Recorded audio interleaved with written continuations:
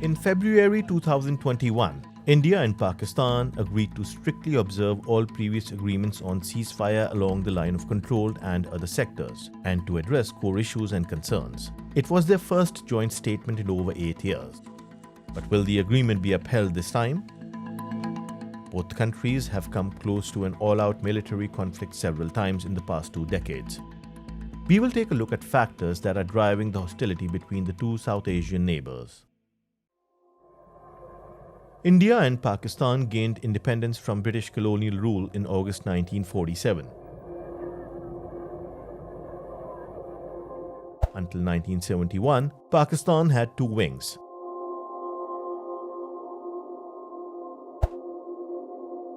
The territorial dispute over the Kashmir region became a flashpoint between the two new states soon after the partition of India. Both countries now rule parts of this Himalayan region but claim it in its entirety.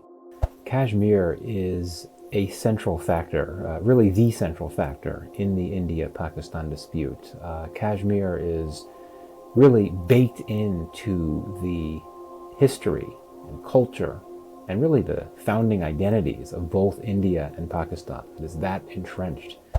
A war broke out between India and Pakistan in October 1947 after armed tribesmen from Pakistan's northwestern region invaded Kashmir. Maharaja Hari Singh, then Kashmir ruler, sought India's assistance to expel the tribesmen. The war officially ended on January 1, 1949, with a large part of the region acceding to India and a smaller area controlled by Pakistan. The two countries clashed over Kashmir in succeeding decades as well. In 1965, Pakistani forces initiated Operation Gibraltar to infiltrate the Indian-administered Kashmir. New Delhi retaliated by launching a full-scale military attack against Pakistan.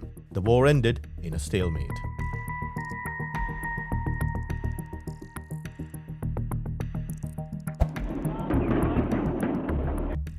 In March 1971, the Pakistani military launched an operation in its eastern wing to crush Bengali separatism.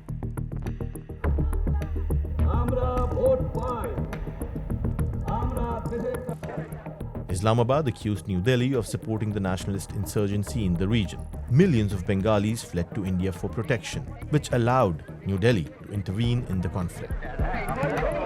The 9-month freedom struggle by Bengali rebels forced the Pakistani military to finally surrender on December 16, 1971. Bangladesh emerged on the world map as a new independent state.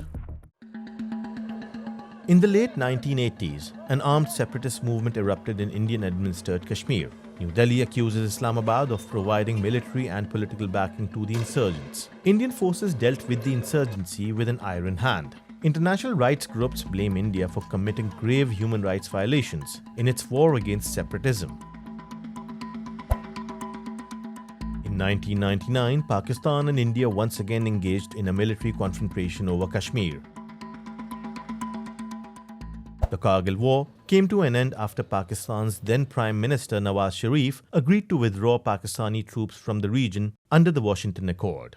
India's position on Jammu and Kashmir is that the entire territories of the erstwhile princely state of Jammu and Kashmir are Indian territory, and that a substantial portion was illegally occupied by Pakistan, and that Pakistan has failed to adhere to the United Nations resolution of 1948 to withdraw its forces from this region before a plebiscite could be held.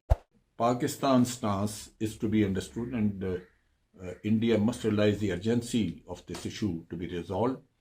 And at the same time, I would say that this has to be resolved in accordance with the wishes of the people of Kashmir and also in accordance with the international or the Security Council resolutions. A number of resolutions we have on Kashmir, these must be taken into account. These resolutions are binding, I think, for both the countries. Apart from its strategic value, Kashmir is also a major water source for both India and Pakistan. Violation of water treaty by India, I think it's a very, very serious issue. The two countries must stick to the agreement, and I think it's not only a humanitarian issue, but an issue which perhaps will be taken as an act of war by Pakistan if it is I think if it is driven in the direction which India has taken. Pakistan has sought to make an issue out of every damming project, not only on the eastern rivers but on the western rivers as well. Despite the fact that these projects are run-of-the-river projects, they do not alter the flow of water into Pakistan.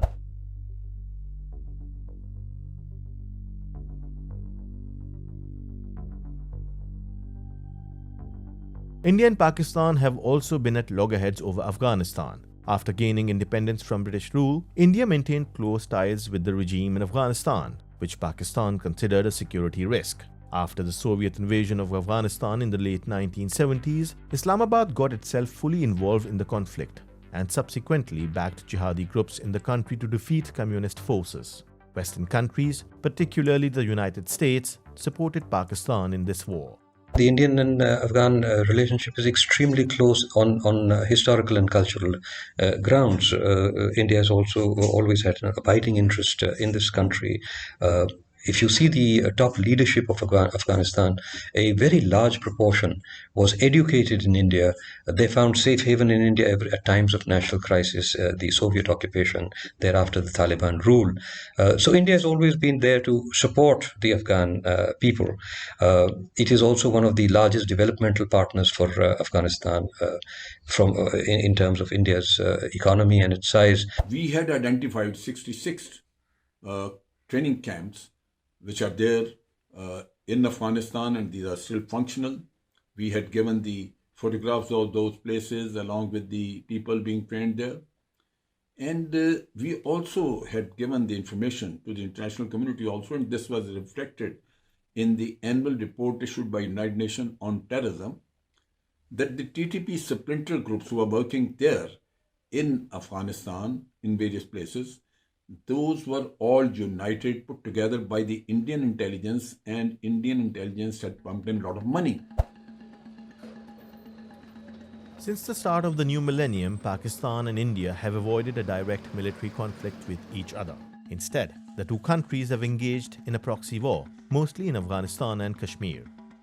Ties between India and Pakistan deteriorated again after militants attacked the Indian Parliament in December 2001. New Delhi blamed the Pakistan-based Lashkar-e-Taiba group for the assault. Islamabad denied any involvement in the attack.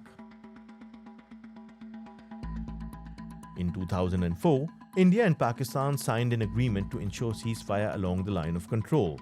It was followed by the launch of a formal peace process in 2004. In November 2008, 10 militants carried out coordinated attacks across Mumbai, killing 163 people. India once again blamed Lashkar-e-Taiba for the assault. Tensions between the two countries began to ease after Nawaz Sharif came to power in Pakistan for the third time. Sharif and Indian Prime Minister Narendra Modi held talks in 2014. In February 2019, a militant attack on a convoy of Indian Army vehicles in Pulwama killed 40 soldiers. New Delhi conducted retaliatory airstrikes inside Pakistan, claiming to hit a training camp run by the Jaish-e-Mohammed group. On August 5, 2019, India abrogated Kashmir's semi-autonomous status, a move, according to Premier Modi, aimed at curbing the insurgent movement and terrorism. Pakistan condemned the move, calling it an attempt to annex the region. Now, some argue that India and Pakistan are less likely to fight a major conflict now that they have nuclear weapons, which was not the case in the previous conflicts. They fought those wars before they had nuclear weapons. But what we've seen over the last few years is that India and Pakistan are still willing to use force against each other, even with nuclear weapons. So this suggests that they're willing to engage in military activities against each other within the nuclear threshold. So it's all rather unsettling, and to be sure, the India-Pakistan relationship is something that the world really needs to be worried about. The India-Pakistan dispute is something that is extremely volatile and has significant implications for global stability if it spirals out of control.